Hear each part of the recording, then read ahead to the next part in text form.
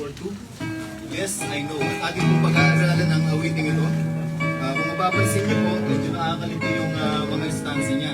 So, kung paano niyo po siya babasahin dun sa first note, ganun din yung po siya babasahin dito. So, tapat-tapat lang po. Gaya niyan. Tapos dito. Tapat lang po. Tapos pag-aralan natin po. Alam niyo po ba ang awiting ito? Yes, I know.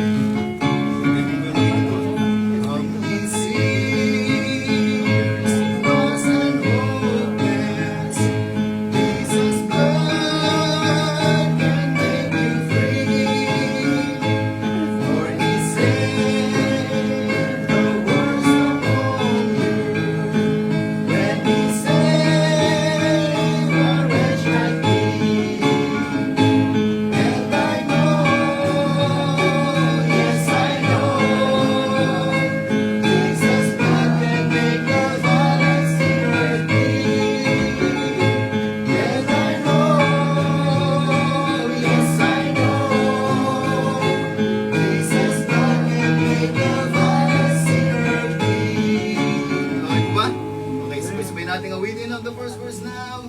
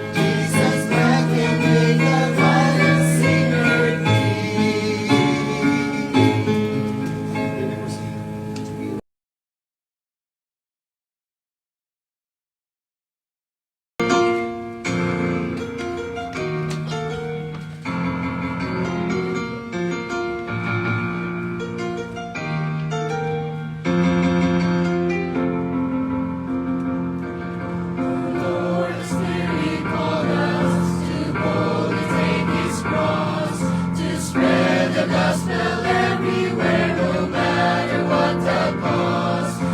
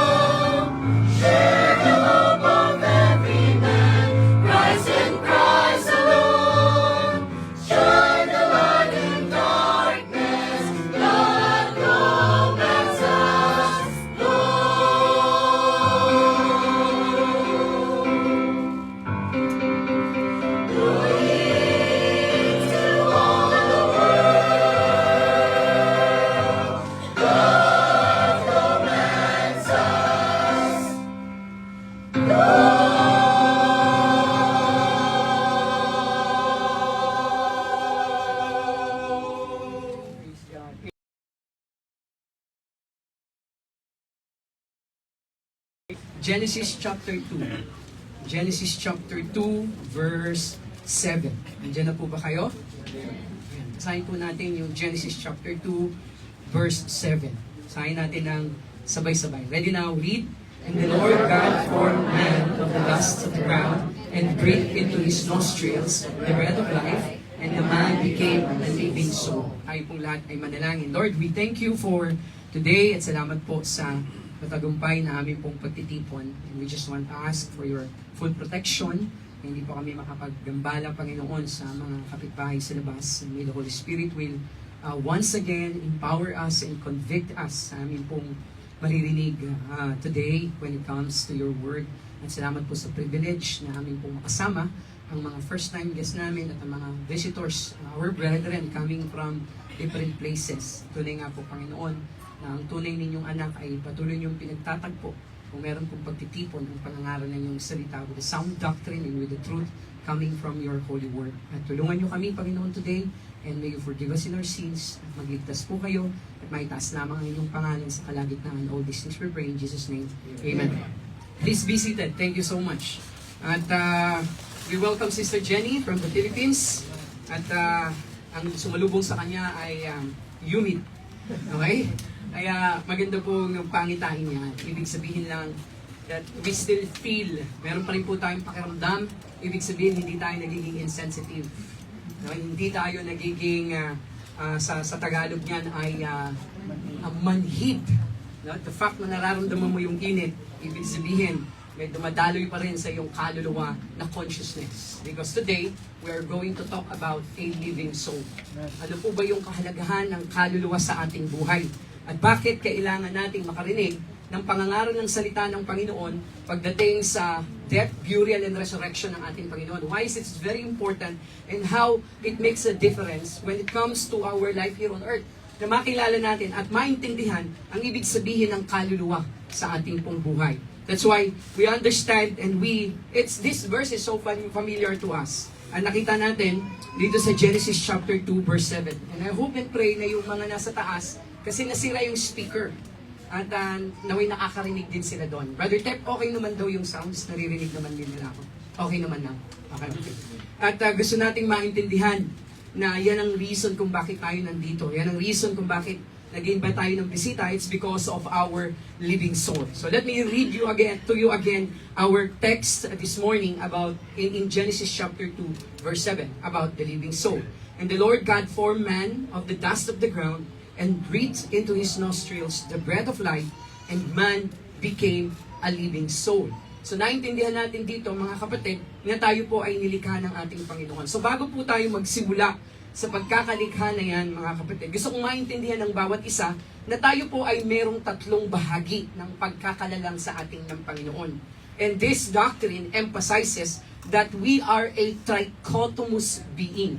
Pag sinabi po nating trichotomous, we are a tripart type man.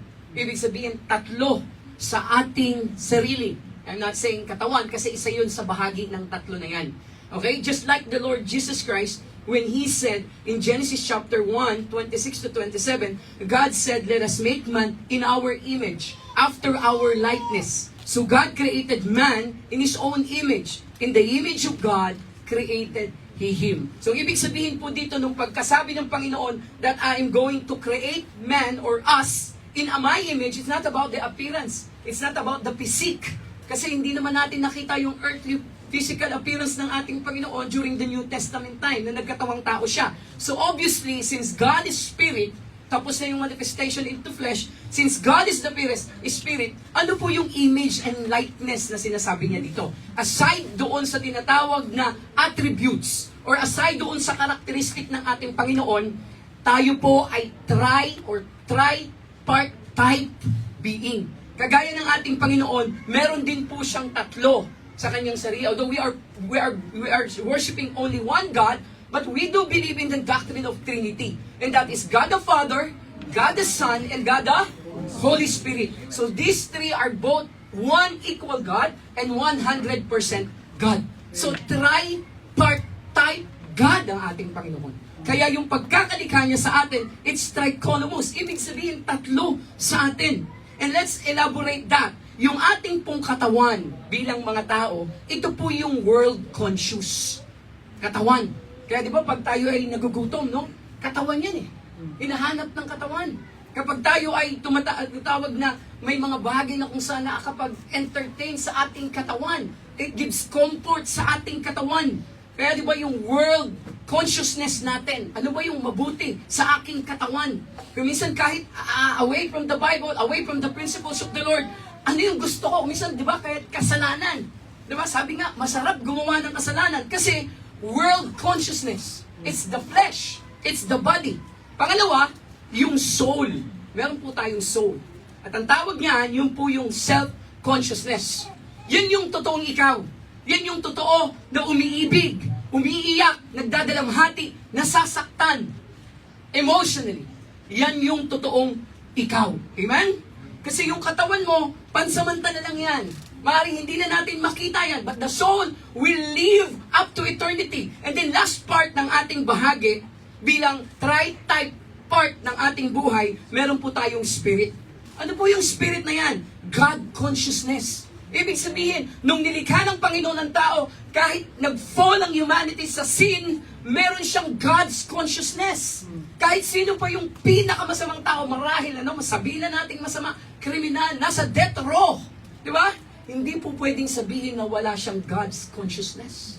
Meron pa rin siyang taglay sa kanyang puso that there must be a God. Lalong-lalo na kapag siya'y bibitayin na. Meron siyang consciousness na kung saan alam niya na after this death, after He dies, meron siyang haharaping panghuhusga. Kaya gusto nating maintindihan, why do we have such a team in soul winning and the gospel of Christ? Bakit napakahalaga nito?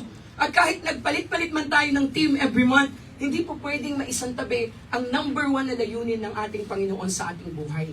Yung kaluluwa na meron ang bawat isa sa atin, sa loob at sa labas ng simbahan.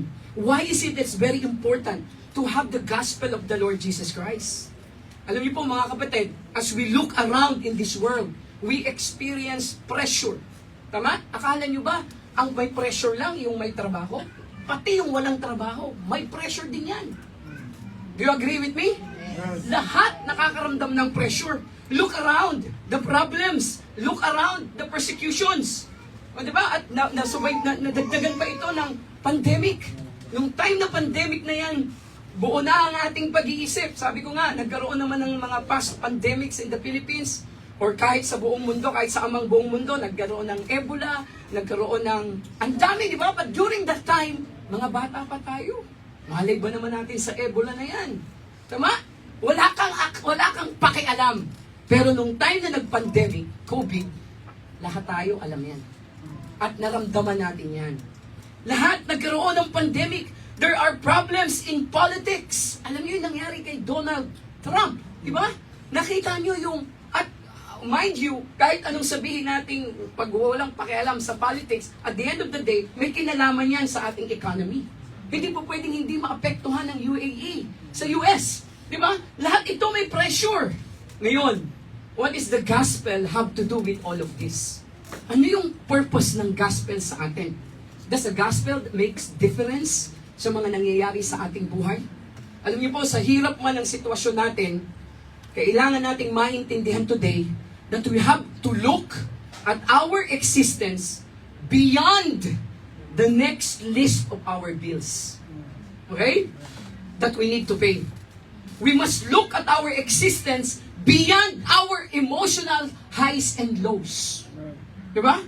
Kaya natutuwa ako na nagkakaroon tayo ng maturity. Pero isang kapatid, nagkausap kami, ang sabi niya, Pastor, tapos na ako doon sa kadramahan ng buhay. Maikli lang ang buhay. Kailangan makipag-ayos, kailangan matama ang mga relasyon. Kasi bakit? Maikli lang ang buhay. Hindi po pwede na mananatili ka sa mundong ito na may mga tao kang iniiwasan. Maikli lang ang buhay. Sabi ko nga sa inyo, di ba? Multicultural tayo dito. Luzon, Visayas, Mindanao. Ngayon, kung hindi tayo magiging nice sa isa't isa as the Lord's instructed His church, kung hindi tayo magiging united as a body of Christ, kung hindi natin i-welcome yung mga bago, baka mamaya, pagdating sa Pilipinas, abangan tayo sa Pangasinan. Tama? Ikaw ha, salbahe ka sa Dubai, hindi mo ako pinapansin ha. Pagdating mo sa teritoryo ko, yari ka sa akin. Hindi ba dapat maging blessing yung mga tao na ating nakakilala? Na pag may mga lugar na hindi ka pa napupuntahan. Basta nakapunta ka na ba sa Davao? Taga dyan ako eh. Pag pumunta ka dyan ha, sabihin mo lang ang pangalan ko. Hindi ba maganda yung gano'n? Bakit ikaw ba yung barangay captain? Hindi naman, sabihin, akong bahala sa'yo. Hindi ba yung maganda yung gano'n? Na dahil meron kang nakilala sa Dubai, naging close kayo, nagkaroon kayo ng prayer, at naging kapatid mo sa Panginoon, di ba magandang gamitin siya ng Panginoon para maging blessing? Na i-accommodate ka somehow sa Pilipinas, at kung saan ka man pumunta doon. Pero kung ikaw ay magkakaroon ng pag imbis na maging better ka, maging bitter ka sa iyong relationship, lumiliit ang mundo natin. Lumiliit. Kaya gusto nating maintindihan, we must look at our existence beyond that our emotions. May mas mga mahalagang pang bagay. Kaya dapat ingatan natin yung ating mga pagsasalita, yung explosion ng ating emotions na kung saan nagsisimula ang away at alitan. At kung minsan nadadamay pa ang Facebook. Kahit sabi ko sa inyo, lagi kong nasa preaching lagi yan, bakit ang Facebook? Ito na lang lagi ang tapunan ng emotion. Ano? Doon natin naman, wala yan. Imbis na maging blessing, nagiging burden ngayon ng Facebook. Doon tinatapon ang mga galit sa isa't isa. At kung minsan, mga Kristiyano pa yan. Maliit na lang ang mundo. Kung meron ka man dapat itatapon sa Facebook, dapat yung kabutihan ng Panginoon sa iyong buhay. Kung paano ka nagpatawad, kung paano ka tumanggap, kung paano ka nakikipagkaisa, at kung paano mo minamahal ang Diyos sa iyong sarili at sa iyong pamilya. Let's look beyond that in our emotions. We must look at our existence beyond our earthly relationships. Yung relasyon natin dito sa church, sa asawa, sa anak, sa kapatid sa Panginoon, sa relative, sa kapamilya, this is just a temporary relationship. That's why we have to look beyond that in our occupations. Kahit anong pilit natin magstay sa abroad, dahil malaki ang sweldo mo, whether you like it or not, darating ang panahon, papalitan ka dito. At ang papalit sa'yo, mas bata, mas mabango, mas gwapo, mas eloquent. Amen? Hindi mo pwedeng pigilan yan. That's why we must look at our existence beyond our earthly relationship. In our occupations, or even our future plans. We must focus beyond our earthly existence. Yan ang katotohanan.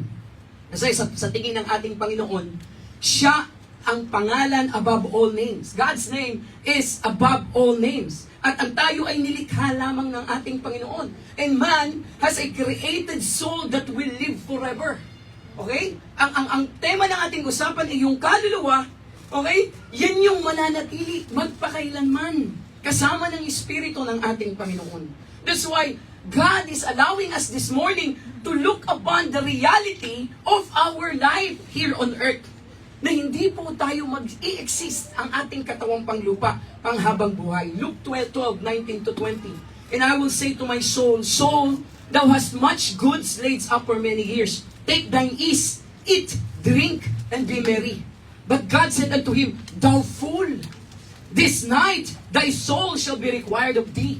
Then whose shall those things be which thou hast provided? Isang malaking kamangmangan kung tayo'y magpo-focus lamang sa ating katawang panlupa. Isang malaking kamangmangan. You know what? Dapat ang ating thinking, our life here on earth is more than body and brain. That's more than that. It is more than that because God has breathed unto us an eternal existence called the soul. Kaya nga, check nyong maigi ha. Let's have some evaluation. How much time do you spend every day sa iyong pagme-makeup? O ladies ha? O baka yung ibang men din. I'm not questioning you. How much time ang kailangan mo para sa pagme-makeup? I do believe mayroon kang time dyan. Diba? Kailangan mong i-budget yan. Kundi yan ang magiging dahilan para iwanan ka ng asawa mo. Mag-taxi ka na lang. Right? Kaya minsan yung mga babae doon na sa loob ng sasakyan may makeup. Okay? How much time do you spend on those things? How much thought? How much energy? How have you put to the caring of your soul? Okay? Kung meron kang ini-spend na time and energy sa iyong body, how about your soul? Meron ka bang time para i-feed yan? Meron ka bang time na pahalagahan yan, yung kaluluwa mo? We put time and effort in our physical body. We go to the gym, we think our diet, we think about sleeping pattern, we think about the exercise for the betterment of our body. At walang masama dyan. Pero, how about your soul? When it comes to your mind, kailangan mo may update sa mga training sa trabaho. Kailangan yan. You have to update your skill. You have to inject information, knowledge, para hindi ka kalawangin, na hindi ka ma-obsolete, at hindi ka palitan ng ibang mga tao sa kumpanya mo. Kailangan mong mag-update. That's your mind. But how about your soul? What do you do? How do you spend time with your soul? Mark 8:36-37, for what shall it profit a man if he shall gain the whole world and lose his own soul? Or what shall a man give in exchange for his soul? Kaya nga, tingnan natin yung 4 characteristics na ibinigay sa atin ng Panginoon when the time that He created us. Number 1, we came from a vain dust. Yan ang katotohanan. Ano sabi sa ating binasa? Genesis 2:7, and the Lord God formed man of the dust of the ground. Mga kapatid, galing lang tayo sa alikabok. And it's useless. It's vain. Meron ka bang nakitang alikabok na pinagkakakitaan sa UAE? I don't know. Kung may alam ka, sabihin mo sa akin. But the first impression is this. It's useless. At ayaw mo yan sa bahay mo. Ayaw mo yan sa mata mo. At ayaw mo rin yan sa bibig mo. Most likely. Ito ay useless. Kaya ito po'y galing tayo doon, mga kapatid. Just imagine that. I want you to realize yourself. Galing ka sa useless na bagay. Diba? Minsan nakakalungkot, may mga tao na nagpapa-importante. Eh, hindi naman tayo importante. Kasi galing tayo sa wala. Useless. Di ba? Kaya nga, ang nais ng Panginoon, remember na tayo ay mga tao na nilikha ng Panginoon galing sa alabok. Genesis 18:27, and Abraham answered and said, behold, now I have taken upon me to speak unto the Lord, which am but dust and ashes. Ultimong si Abraham, kinlaim niya sa kanyang sarili na galing lang ako sa alikabok o sa alabok. At kaya gusto nating maintindihan na ang Panginoon mismo, He remembered na tayo'y galing din sa ganito, sa alabok. Psalm 103 verse 14, for He knoweth our frame, He remembered that we are dust. Amen? Kaya nga, ano bang makukuha natin sa dust? Yan po ay define as the fine particles of dirt. And there is no economic value on that. Wala ka talagang makukuha dyan. Kaya nga, ang buhay ay temporary sa mundong ito. Life on earth is very temporary. In 1 Chronicles 29:15, for we are strangers before thee, and sojourners, as were all of our fathers. Our days on earth are as a shadow, and there is none abiding. Yan ang katotohanan, mga kapatid. Ang buhay natin dito sa lupa, it will just appear for a short period of time. All flesh is as a grass, and all the glory of man is the flower of grass. The grass withereth, and the flower thereof falleth away. Ang buhay ay parang isang bulaklak. Mananatili, subalit mawawala. Earthly death is in the end. Darating ang panahon, all humans will die. Okay? At yung spirito na meron tayo na binigay ng ating Panginoon, it will return back to God. Anong sabi ng Ecclesiastes 12:7? Then shall the dust return to the earth as it was, and the spirit shall return unto God who gave it. Tapos na tayo sa first principle. But I would like to tell you this. Sino ka para mag-isip ng better sa ibang tao? Who are you that will think that I am better than this guy? Walang better sa atin. Dahil ang lahat ay galing sa alikabok. Alikabok. Amen? Kaya ang isang Kristiyano na tunay, hindi talaga pwedeng magmataas yan. Kahit ano pa yung blessing na binigay ng Panginoon. Kahit ano pa yung achievement na makuha niya sa kanyang buhay. Mananatiling magpakumbaba, mananatiling mapagmahal. Kasi bakit? Alam niya ang lahat ay galing sa Panginoon. At darating ang oras, ibabalik at kukunin ng Panginoon na. No? Kaya mahirap sa isang Kristiyano na maging mayabang, na manatili at maisip niya na, I don't need to go to the church anymore because I am sufficient. I am confident. And I know how to rule my life. Yun ang nakakatakot sa isang Kristiyano. Na malaman niya at makita niya, no? Sa lahat ng mga blessing na kanyang natamasa, I don't need God anymore. Kasi ang source naman ng blessing ko, sarili ko. Nakakalungkot. Ano sabi ng Bible? Thou fool, mangmang ang tao na yan. Dahil ang lahat ng yan ay ipabalik mo sa manlilikha. So think about that. We were vain dust. We were useless. Kaya yun ang tandaan natin. Let's accommodate people, let's love people, let's understand. Sino tayo ang hindi marunong magpatawad? Ano? Teka, mas magaling yata ako sa'yo. Mas may pinag-aralan ako sa'yo. Bakit ako manghihingi ng tawad? Isang insulto na ibaba ko ang aking dignidad para sa isang kagaya mo lamang. May mga taong ganyan. Nakalimutan na niya na siya ay isang alikabok. Na isang alikabok. So mga kapatid, simple lang ang ating pong point number 1. Dapat matandaan natin na walang puwang ang yab. Manatiling magpakumbaba. Because the Bible says, if you want blessing from the Lord, you must be humble in front of Him. Because He will be the one to lift you up. So number 2, not only the vain dust, we are also a special design from God. Tayo po ay special na dinesign ng ating Panginoon. It was God's design. Ano pong sabi doon sa verse 7, and the Lord God formed man of the dust of the ground, and the Lord God Himself. Alright? Form. So tingnan natin, ano ba yung pagkakaiba dun sa mga ibang nilikha ng Panginoon, Brother Matt? Bakit special tayo compared to the other creation? Tingnan natin yan. Dahil tayo po'y nilikha ng ating Panginoon, tayo po'y special sa harapan niya, nakita po natin yung unusual work of creation. Pansinin niyo, nung kinreate ng Panginoon, in the span of 6 days, ang lahat ng mga nakikita natin sa lupa. Tama? Light, darkness, sun, moon, stars, even animals. Yung kanya pong nilikhayan, some of them, He mentioned through the voice. Dahil makapangyarihan ng ating Panginoon na can defeat His power, even His voice has a power. He spoke, and immediately, the physical universe came into existence. Salita lang yan, ha? Ng ating Panginoon. And then, nung sinabi niya na, let there be light, or this darkness, shoom, nangyari. Amen? That's our God. At yung iba naman, kinumpas niya yung kanyang kamay. And it happened.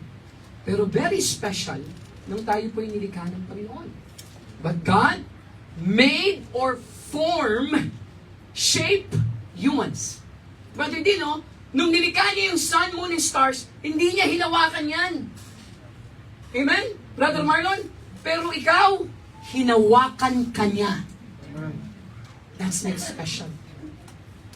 Ang pagpapakita na mahalaga tayo sa harap ng Panginoon, He formed us personally.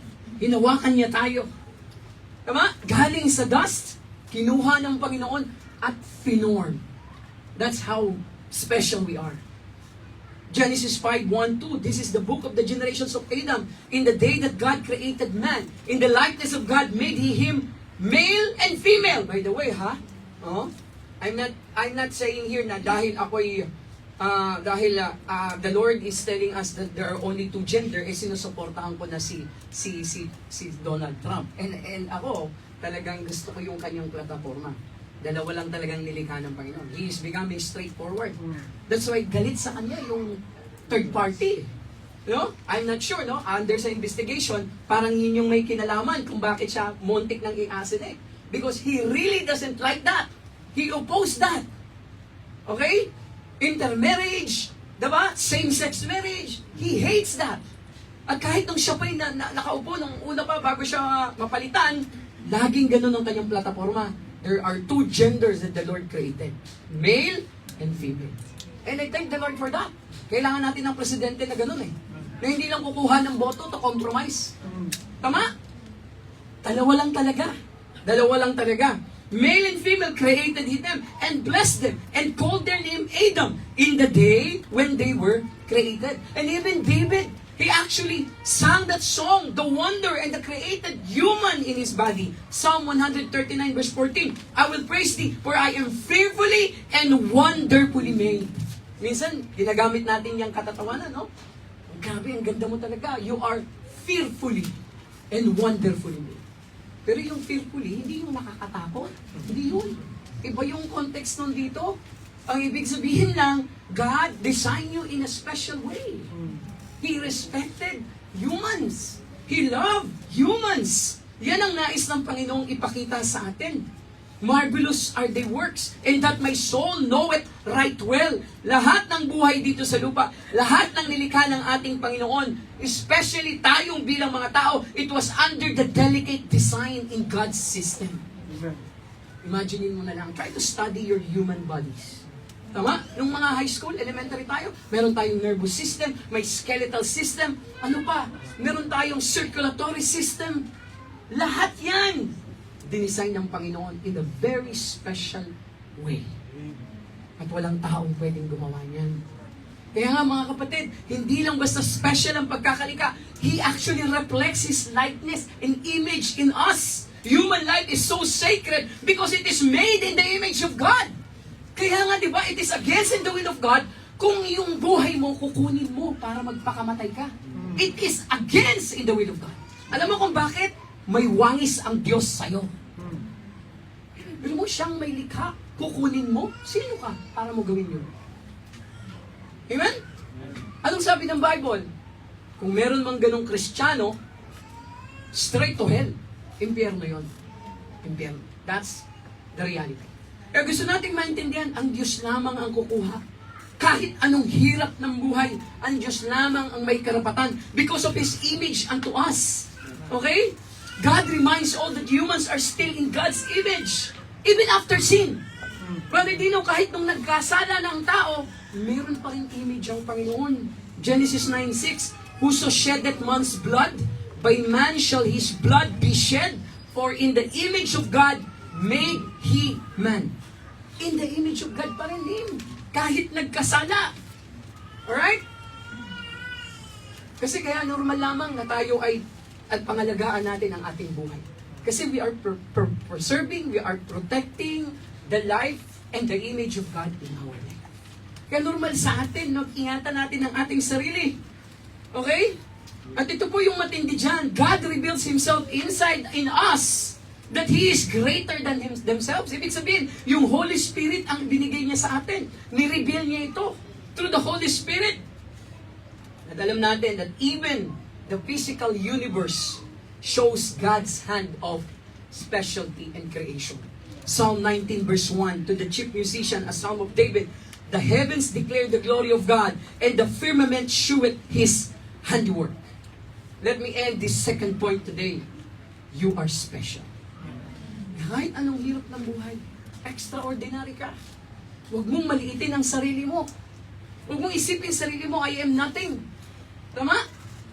Ikaw ay special na nilikha ng Panginoon. Magkamali ka man, magkasala ka naman, tayo, bumangon, at let's go on in our life. Amen. Dahil ikaw ay special na pagkakalikha ng ating Panginoon. Nais niya na magpatuloy ka sa iyong buhay.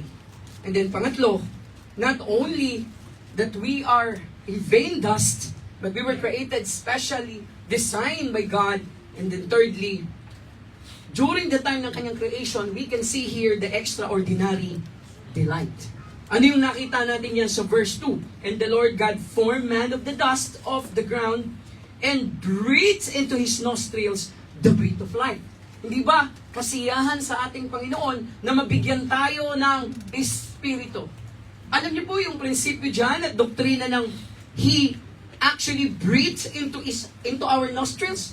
Ang kanyang inihinga sa atin, Espiritu ng Panginoon. Di ba? Masaya siya during the time. He was so delighted na kanyang ginagawa yung kanyang fulfillment ng kanyang creation na ultimong siya mismo ay ibinigay niya sa atin para sa ating buhay. God-given breath of life. It was an unusual gift from God. It was in the beginning that became a living soul. So tatlo, di ba? From the dust, body, and then hiningahan ng spirit, and then became a living soul. Tatlo. At makikita natin dyan na ito po'y iba sa kanyang mga nilikha. Stars, planets, moon, rocks, water, animals, Wala namang kaluluwa yung mga yan eh. Amen? Pero pastor, bakit yung alaga kong aso? Parang ang sweet. Parang talagang may isip siya. Eh, hindi naman pwedeng magkamali ang Bible, ano? Pero wala silang kaluluwa. Alam mo ang tawag doon? Instinct. Animal instinct. Ha? Normal lang yun. Part ng creation. Pero yung kaluluwa, wala sila nun. Di ba? At ang nais ng Panginoon, maintindihan natin that animals have life with personalities or behavior or instinct maybe similar to human, but they don't have an image of God. Pero ikaw meron. Amen? Kaya gusto nating maintindihan, masaya ang Panginoon when He was doing that. Because man is both soul and spirit. Zechariah 12:1, the burden of the word of the Lord for Israel, save the Lord, which strengtheneth forth the heavens, and layeth the foundation of the earth, and formeth the spirit of man within him. 1 Thessalonians 5:23, and the very God of peace sanctify you wholly. And I pray, God, your whole spirit and soul and body be preserved blameless unto the coming of our Lord Jesus Christ. Tatlo ang binanggit sa ating sarili. Alam niyo kung bakit? Why is it that during that time, the Lord was so delighted extraordinarily nung nililikha niya tayo? Alam niyo kung bakit? Because only human can ask question. Si Bruni, tinuturuan namin magsalita. Ayaw talaga, mat eh. Gusto ko sanang turuan para sabihin niya, pag gutom na siya. Ano? Hindi. He was so delighted because we were the only one who had this capacity to have comprehension, to have this communication with Him. Diba? Kaya nga nilikha niya tayo para makipag-communicate tayo sa Kanya. Para magtanong tayo sa Kanya sa ating kinalalagyan sa buhay. But sadly, many of the people, or even us, didn't even spend time in talking to Him. Alam niyo, yung kanyang puso, he was so delighted na ang tao pwedeng magtanong, saan ba ako galing? Bakit ba ako pinanganak ng aking mga magulang? Sino ba ang aking mga ninuno? Where will I go when I die? Saan ba ako pupunta pag namatay? That's why soul winning is so important. Kasi ang tao, meron siyang question. Gusto niyang makasiguro na pag namatay siya, saan ba siya pupunta? Ma? So hindi totoo yung sabi ng lola ko. Sabi niya, buti na lang mamatay. Tama na yung buhay. 84 nung siya'y namatay. Nalala ko noon, maliit pa ako noon eh. Si Jay nasa probinsya. Ang kinakain niya na lang, lagi kasi, ewan ko, sabi ba ng doktor, hindi ko alam, kasi probinsya eh. Liver na inihaw. Eh, paborito ko yun eh. Yung lola ko, ka-share ko lagi, sabi ko, mahina na kakain si lola. Ako yung laging kumakain. Kasi special lagi yung kanyang pagkain eh. And I remember her statement during the time of her dying moments. Ang sabi niya, mas maganda na lang mamatay para makapagpahinga na. Nung naalaman ko sa Bible, mali si Lola. Buti na lang, nakapagbahagi kami ng salita ng Panginoon sa kanya. Mali. Kasi bakit?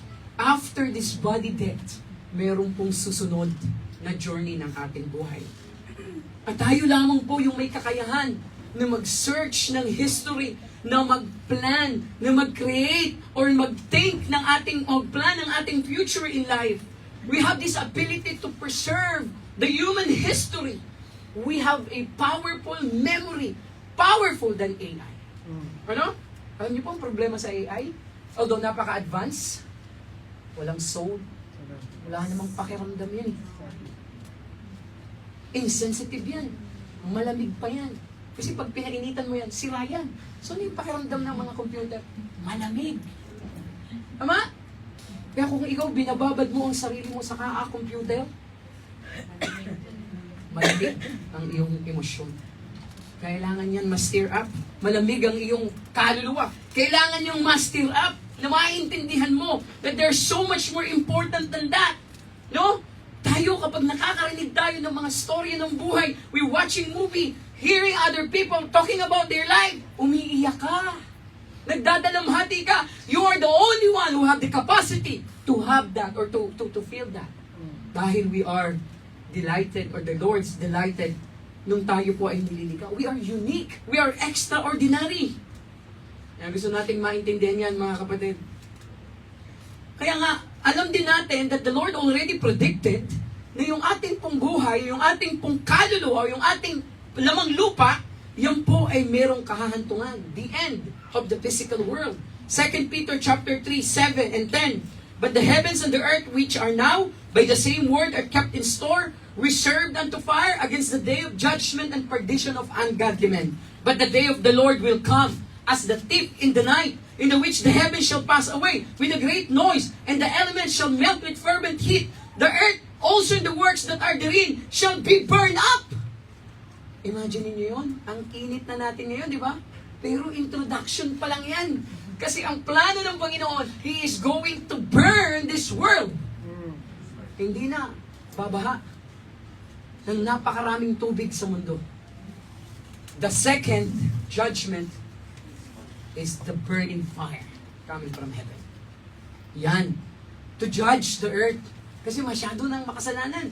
Just like in the times of Noah. Di ba sabi ng Panginoon, these are times, that the times, the perilous times shall come. Darating na yung destruction, yung famine, yung COVID, yung taghirap, economy, wars and everything. Kasi, second coming. And the second judgment is to heat up the earth. To burn the earth. Kaya huwag ka na magtaka. Bakit ang ating panahon umiinit na ng gusto? Nasa Bible yan. It's the introduction of the judgment of the Lord. Kailan daw? At kailan daw nalalapit ang pagbabalik muli ng Panginoon para sa kanyang paghuhusga? Dahil pasama na ng pasama ang mga tao. Just like the time of Noah. Ano yung time nila Noah? Madali namang basahin, madaling i-predict. People are getting married in some ways. Lalaki-lalaki, babae sa lalaki. Tama? They are eating a lot of food. These are the signs. Ano yung mga kinakainan natin ngayon? Buffet, unlimited. Tama?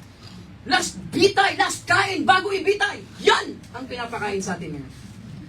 Akala lang natin, it needs something to do with the prophecy.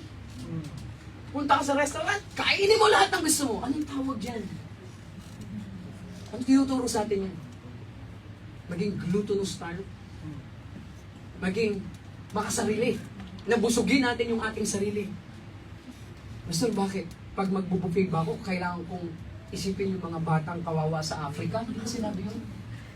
Pero ang pinapakita lang dito, na malapit na dumating ang ating Panginoon. Excessive food, excessive drinks, excessive sin. Yan ang katotohanan.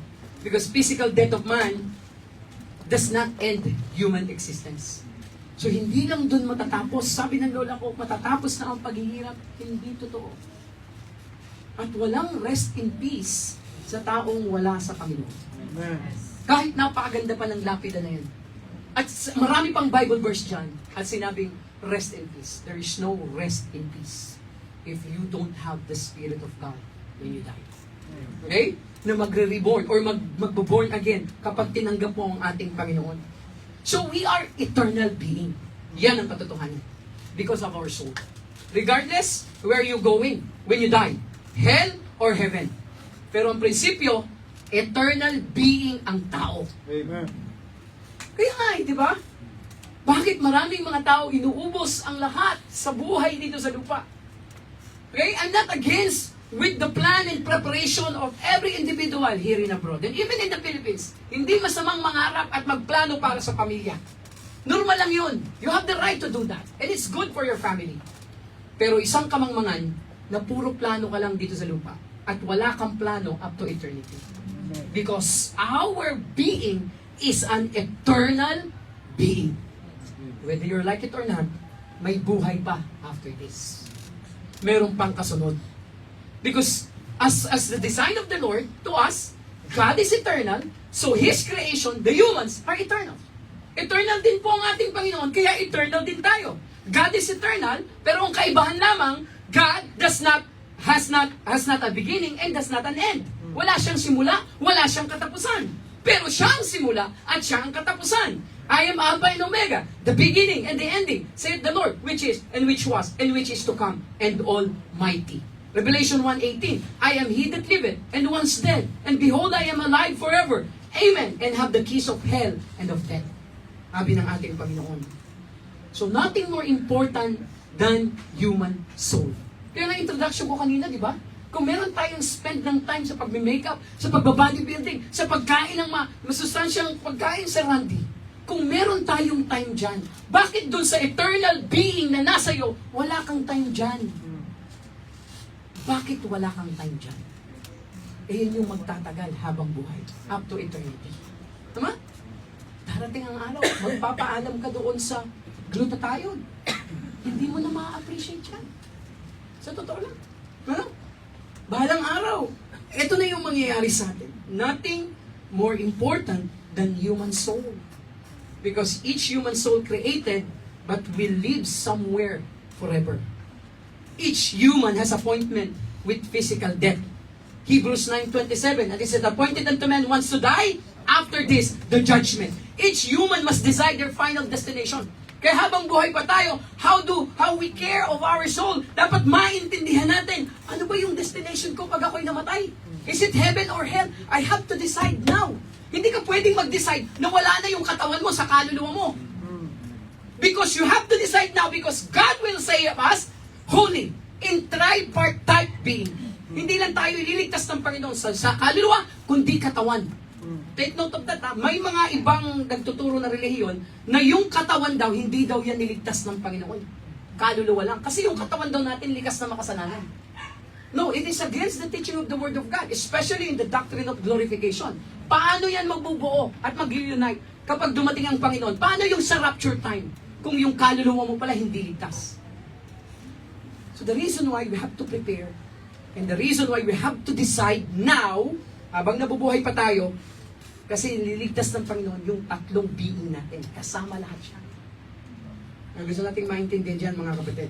Pag na-awaken and na-born again yung spirit, yung consciousness natin sa Panginoon, pag humingi na tayo ng tawad sa ating kasalanan, at nag-turn away tayo from sin and going to the Lord in faith, repentance in faith, na pag tinanggap natin ang ating Panginoon, ma-awaken yung spirit, yung consciousness sa Panginoon, muling mababalik, at yung relasyon between man and God, maaayos. That's why we're going to heaven.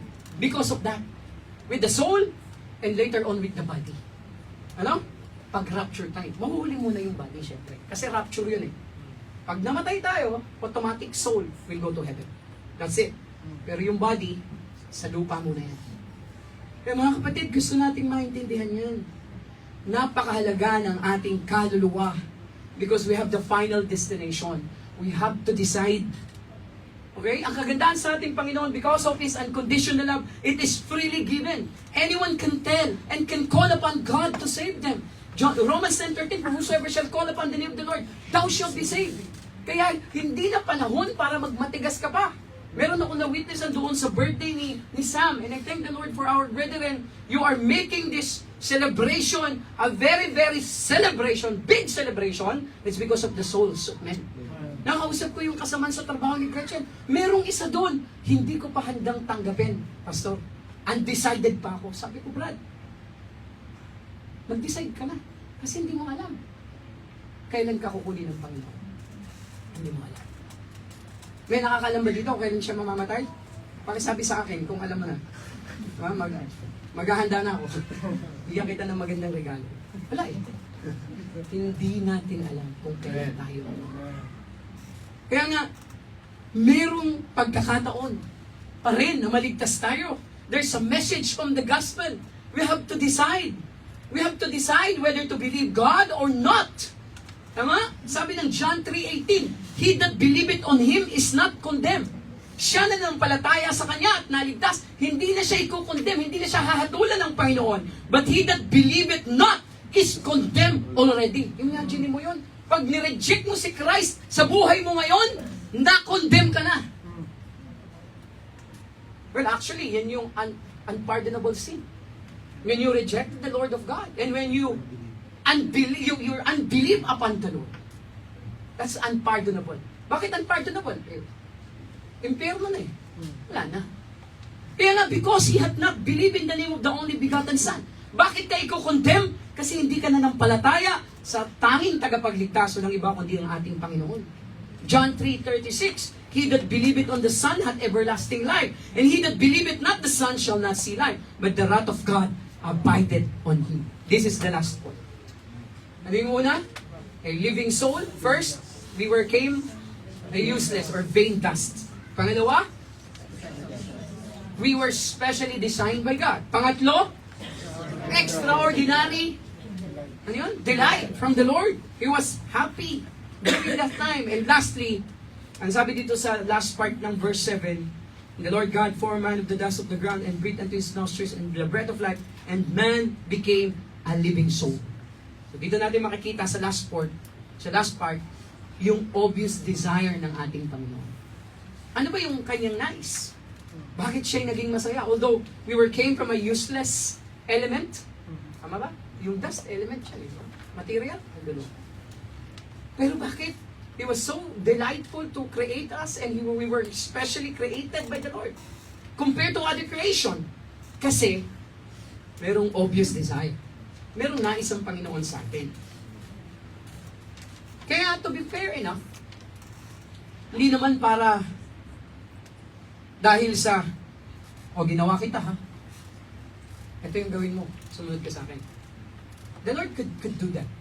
He can actually decide that for you to be a robot. Total naman, nilikha kita, Perry. O, di itong gawin mo.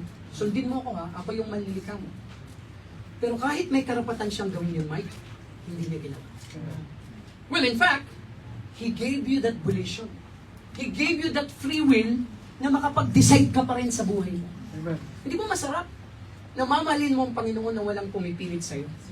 Hindi ba masarap na magde-decide kang mahalin mo yung magiging asawa mo na hindi ka tinutukan? At hindi ka shotgun wedding? Ganun din sa Panginoon. Nais niya na kahit He had this power na capacity na sa isang salita lang, pong, kuha na yung kaluluwa mo, patay ka na. Kaya niyang gawin yun eh. But because of His unconditional love, He gave you this power of volition or free will. Kaya nasa tao pa rin kung kanyang tatanggapin ng Panginoon dahil sa pag-ibig ng Panginoon. Kaya nga, di ba, sabi ko sa inyo, bakit hindi inayaan at pinigilan ng Panginoon si Adan o si Eva na magpahulog na lang sa temptasyon ng kaaway? Bakit? Tama? He could have prevented that. Pwede nyo naman sabihin, ano nang gawin niya? Sinabi ko na sa'yo. Parang isang salita lang, hindi na mangyayari yun. Pero nangyari. Why? Kasi nga, magiging against siya doon sa pagkakalikha niya sa atin. Dahil tayo inilikha na may sariling pagdedesisyon, free will because of His love to us. Ngayon, kung pipigilan niya yon, magko-contrast yun sa kanyang attributes. Hindi siya magiging consistent God. Are you following me? Kaya hinayaan niya tayong magdesisyon. Just imagine the love of God. Sasabihin ng iba, ay, hindi naman ako mahal ng Panginoon eh. Pinabayaan niya naman ako. Ang totoo, pinabayaan mo ang relasyon mo sa Kanya. Lumayo ka. At hindi mo siya kinilala sa iyong buhay. Because He had this obvious desire. God's desire with humans. Ang nais niya sa Kanyang mga nilikha, special creation, ay yung proper reverence. Nais niya na tayo po ay magbigay ng papuri sa Kanya na tama ayon sa salita ng Panginoon. Bakit proper reverence? Kasi ba't may mga ibang tao kinikilala lang ang Diyos pag birthday? Uy, sisimba ako ngayon. Bakit? Birthday ko eh. Di ba sabi ko sa inyo, pag dati nung ako may bagong damit, pupunta ako sa simbahan, kumuha ko ng holy water, ginagano ko sa akin. Sabi ng nanay ko, ba't mo ginagawa yan? Parang tumibay. Kasi holy water yun, nakapagbigay ng power. Eh sumabit, butas agad. Kasi yung Jordan, nakaganon yung siko eh. Fake. Fake eh. Ano? May kinalaman ba yung holy water doon? Wala. Pako yun. Sira talaga yun. Mga kapatid, ganun ang tao. Ang tingin nila sa Diyos, pwedeng bisitahin lang pag may pangangailangan. No? Ang tingin nila sa Diyos, yung pagkakaalam nila. Not in the Bible way. Kasi kapag yung Bible na, masakit na sa kanila yan. Parang yung Bible naman, inuobliga naman ako dyan sa simbahan na yan. Di ba? Ang sakit na sa kanila. Kasi bakit? Gusto nila in His own way, in their own way. Bilang creation. Yung creation, yung creature, mas magaling pa sa creator. Ano? Mas may alam pa. So yung po yun, kailangan natin maintindihan na merong proper reverence. Sa Tagalog, nais nating ipakita ng Panginoon sa atin na merong tamang paggalang sa Kanya, pagrespeto sa Kanya, at pagtamang paglagay sa Kanyang kinalalagyan bilang Diyos sa ating buhay. Hindi yung nilalaro lang natin. No? Eh mga tao, mahalaga pa yung labahan eh. kaysa sa makinig ng salita ng Panginoon. Mahalaga pa yung basketball kaysa makinig ng salita ng Panginoon pag Sunday. May mga ganong Kristiyano. Mahalaga pa yung trabaho. Hindi ako punta sa church kasi meron akong sideline, may part-time. Di na nakontento sa trabaho na meron siya. Sinasakripisyo pa yung araw para sa Panginoon. Di ba? May mga taong gano'n. Totoo lang, proper reverence. Ay, hindi. Maintindihan naman ako ng Panginoon. Nakarinig na kayo ng ganyan? Hindi proper yun. Yung sasabihin mo sa sarili mo, maiintindihan ka ng Panginoon. Hindi po proper yun. Ano? Ang tama, yung sinasabi ng Panginoon sa kanyang salita. Revelation 4:11, Thou art worthy, O Lord, to receive glory and honor and power, for Thou hast created all things, and for Thy pleasure they are and were created. Kaya nga, delighted siya nung tayo nilikha. Sabi niya dito, in Thy pleasure, for Thy pleasure. Kasi yan ang Panginoon na inilikha niya tayo. Kaya ang nais niya, magkaroon naman tayo ng pagtingin sa Kanya, ng pagluwalhati sa Kanyang pangalan. At inaatasan niya rin tayo na lumuhod sa Kanyang harapan. No? Sinabi niya sa Kanyang salita, 95 verse 6 ng Psalm, O come, let us worship and bow down. Let us kneel before the Lord our Maker. Well, in fact, si David ang nagsasabi nito. Hari, nais niya na tayo lumuhod sa harap ng Panginoon. Pero hindi naman tayo pinilit. Meron lang suwestyon. Pero hindi ba dapat gawin natin iyon bilang hari ng mga hari? At ang nais ng Panginoon, wala siyang maging bahagi sa worship sa ibang Diyos. He hates that. Brutally. Ilang beses niya sinabi, He hates idols. He hates other gods. Exodus chapter 20 verse 3. Thou shalt have no other gods before me. God does not share worship with any other gods that humans make. Isaiah 42 verse 8. I am the Lord, that is my name, and my glory will I not give to another. Tama? Neither my praise to graven images. Anong ginagawa ng mga tao? Napakaraming Diyos. Polytheism. Diyos. Too many gods. Hindi mo alam kung sino yung totoo sa kanila. Sabi na lang ng Panginoon, I am a jealous God. Hindi ko deserve na after kitang likhain, naghahanap ka ng ibang Diyos mo. And it might not that image in our present time. Kaya nga ang aral dito, yung images na yan, kung minsan in the form of your family, in the form of your job, in the form of your recreation. Wala ka ng panahon sa Diyos dahil busy ka sa pamilya mo. That's not right. I'm not saying you don't take care of your family. Priority mo yan. Pero mas priority mo dapat ang Diyos. Kaya it could be an idol. Pamilya mo. It could be an idol. Material things. Ayoko nang umalis dito sa bahay. Meron sa tayo kapatiran, dinedicate namin yung bahay kagabi. Ang ganda ng bahay nila. Napakasimple. Para kang nasa Pilipinas. Yung paglabas mo, nandun na lahat. Community, ang ganda. Wasel Village sa Alcosais. Ayoko nang lumabas sa bahay. Dito na lang ako. Makikinig na lang ako online. You are creating another God of your life. The way you spend your money, the way you put your energy into something, you are making another God. And God is jealous to that. Okay? Alam niyo kung bakit na kailangan natin may proper reverence sa Panginoon? Because we are perpetually created into a relationship. Ano yung perpetual? Walang katapusan. Di ba meron na kayo nakitang perpetual watch? Alam niyo kung bakit mahal yun? Hindi na natatapos ang pag-ikot nun. Perpetual yun. Inisip nga kung bubuksan ko kaya yung pigilin ko para hindi umikot. Pero hindi mangyayari. Perpetual. Wala nang baterya. Patay ka na, umiikot pa yun. Totoo. Perpetual. Hindi matatapos. Mananatili. Magpakailanman. That's our relationship to our Creator. Kaya napakahalaga na manatili ang ating pagsamba sa Kanya. And that's His desire. Sa bawat tao na Kanyang nilikha. At ang bawat isa sa atin ay responsable sa ating pong relasyon sa Panginoon. Do you agree with me? Kahit ibinigay niya na sa atin ang lahat, but you still have this responsibility to do that. Hindi ka pwedeng pilitin ng Panginoon ng mag-pray. Kahit niya kaya niyang gawin. But you still have to do it by your own. Na ikaw ay luluhod magpipikit, magbabasa ng kanyang salita. At ang nais niya, bilang kanyang nilikha, our eternal God wants humans to live with Him forever. Yun ang kanyang layunin, di ba? Kaya niya sinugo ang Panginoon, si Jesus Christ, nagkatawang tao, parang lahat ay maligtas. But sad to say, hindi lahat maliligtas. Yun na rin ang sabi ng Bible. Dahil hindi lahat tatanggap sa Kanya. Nais ng Panginoon, mga kapatid, as we close, as a Christian, we have to consider His ways. Because we are going to last up to eternity.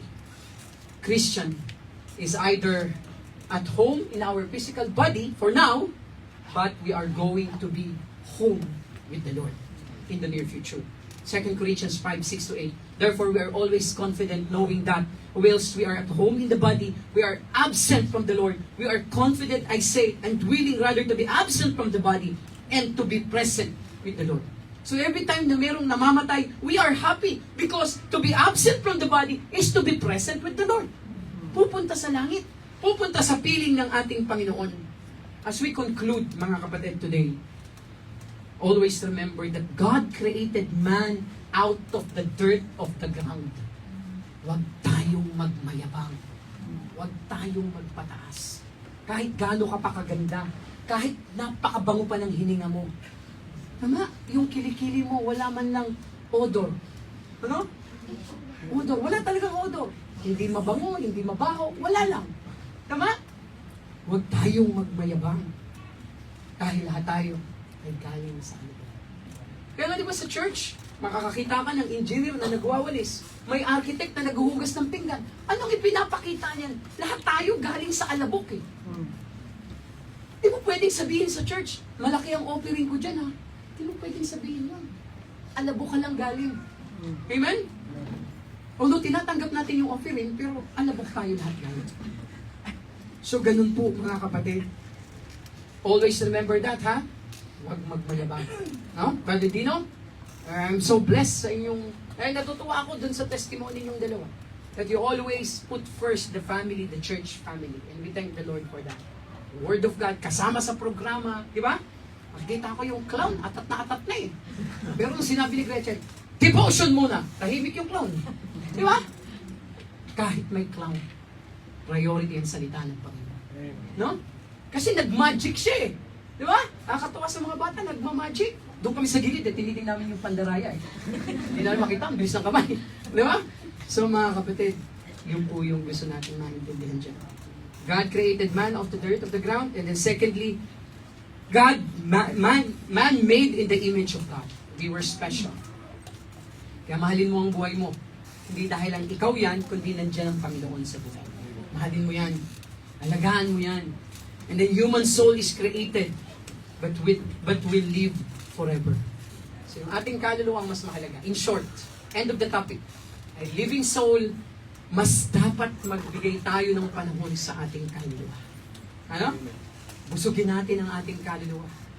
Ang ating pananalangin, salita ng Panginoon, pagbabasa ng salita ng Panginoon, devotion time with our family, thanking the Lord, whispering Bible verses, memorizing scriptures, meditating the goodness of God, kahit saan ka pumunta. In season and out of season, share the Word of God to other people. Tama? Sabi ko dun, as we rest our whole day, 3 days consecutive, sa family, naging busy kami. Affair ng personal life, affair ng church. Tuti mo yung birthday ni Gab, na instead na kami ay magkaroon ng personal, date, kasi birthday naman ako eh. No. We chose to spend it in the work of the Lord. Sabi ko, mga anak, wala tayong gastos. Kasi mismong birthday mo, naki-birthday tayo. Pero mo umaga pa lang, doon ka sa birthday ni Sam. Tapos nung gabi, merong house dedication. O diba, saya ng birthday mo? 2 beses kang kinantahan. Meron ka bang pa-clown? Wala ka namang binayaran doon. Hindi nga lang, sampit ka lang. Sabi niya sa akin, Dad, sabi ko, how's your birthday? Sabi namin ni Mami, ni Mr. bago kami mag-pray. I am so happy. Thank you. I am so happy because we were together. We served the Lord in my birthday. Tama? Ano yung normal sa mga kabataan mo? Daddy, birthday ko, outing tayo. Hindi naman masamang mag-outing. Pero palipasin muna yan. Tapusin muna natin yung gawain ng Panginoon. Kaya bukas, mag-outing kami, Brother Pat. Magtatayo ako ng tent sa labas. Outing. Ang saya. Kaya yung mga bata natin, tinitrain natin sila how to love the Lord. Because their soul is important. Kaya Brother Manuel, di ba, si Daniel, si Chloe, si Julian, magdadalaga na yan. Lagi natin pinagprepare. Their souls are so precious in the sight of the Lord. Ayaw nating na-snatch lang yan ng kaaway. Kaya pag may mag-aali-aligid, Brad, i-flex mo yung muscle mo. Huwag mong, kaibigan na kayo, kaibigan! May time dyan, ha? Iba yun, pag dalaga yung anak mo, kakabahan ka. Buti sana kung magaganda. Amen? Kakabahan ka. Baka mas-snatch ng kaaway. Pag-pray mo yan. Babantayan mo. Alam mo ito napag-usapan namin sa Shamay. Kagandahan sa abroad, kumpara sa Pilipinas, napakababa ng early pregnancy rate. Napansin nyo yun? No? Siguro dahil mahigpit sa UAE or walang time yung mga bata, hindi ko alam. Huwag naman sana na magkaroon ng gano'n. Meron siguro, pero hindi kagaya sa Pilipinas. No? Pilipinas, pababa ng pababa yung trend eh. No? At pinapakita pa sa TikTok, 14 years old nanay na proud pa sila, di ba? Proud pa sila. Mga kapatid, gusto nating maintindihan yan. We love them. We want to train them, our next generation. Human soul is created, but will live forever. And then lastly, God created man to have a family relationship with Him. Kaya na-enjoy natin yung church family dito because we are preparing the things, the works that we are doing in heaven. Preparation lahat to sa langit. Kasi sa langit, wala tayong ibang gagawin kundi magbigay ng puri sa ating Panginoon. Dito pa lang, ginagawa natin. And I thank the Lord for your church. Everyone is learning. Everyone is growing. Amen? Ako'y nabibless sa simbahan na ito na hindi tayo perfect na simbahan pero as the years go by, nakita ko ang pagpapatawad, pagkakaisa, di ba? Yung salitang hindi na tayo mga bata, di ba? Magmahala na tayo. Ang Pasko ay sumapit. Di ba? Ang saya. Magmahala. Kasi may 3 haring nagsigalaw. O hindi hari yun, wise man. Alright, so tayong lahat po ay magsigalaw. Let's pray. Lord, salamat po muli sa inyo.